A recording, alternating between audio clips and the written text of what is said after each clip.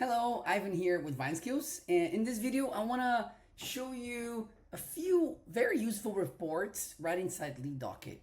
So if you're using Lead Docket and you have these report tabs here, which you actually can restrict permissions. So if you actually don't see the report tab, you might have some permissions that are restricted there.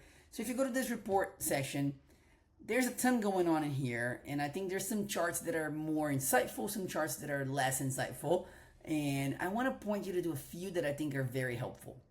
So the first one is an operational one, right? It's a very basic, like day-to-day use of operations, and that's this opportunities list report, okay?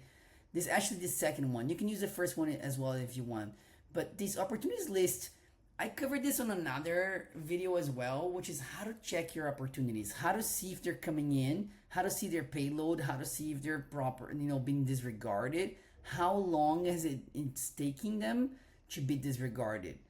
This is a great report for your intake manager, people on the ground that are actually running that operations on a day-to-day. So highly recommend that one. From a bigger perspective, from like how are we doing, right? How is our intake doing is a big question that we get from firm owners or stakeholders. And for that, I like to go to a leads over time report, okay? I like to favorite this. You can favorite it and you can go back to it. What I'm going to do is I'm going to go to another tab because I have that with the proper date filter. So if you go to leads over time, you can actually pick your date here. So you can select what you want to see by year, by month, whatever you want. You're going to get these several charts. I actually like this second chart better than the first one. The first chart is just daily leads, and it seems like a lot of noise, a lot of lines going back, up and down. But if you actually go down to the second one, they show the same thing, but this one is grouped by week. So what this is telling me is every week of this year, how many leads we got, how many were wanted, and how many were signed, right? So this is the wanted lead, and this is the signed lead.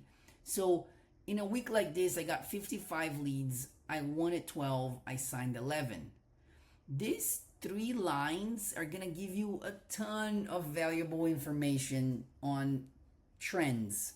The first trend you see is how is your total leads, right? How is your marketing doing? How many leads are coming and how many of those are wanted, right? You see, for example, this gap between the first and the second line, the wanted line, is an indication of the effectiveness of your marketing. Then it goes down to the difference between your wanted and your signed. And if you go to your Lead Docket, our data here is not great to show this because our data is demo data, right? It's not the actual real life data. If you go to your Lead Docket, you will see that your wanted lead is going to hover right above your signed. If they're too high or if they're too far apart, that means your intake conversion is dropping. Think about it. I wanted 20, I only signed 10. If I wanted 20 and I signed 18, the gap is narrower, and that's an intake performance indicator.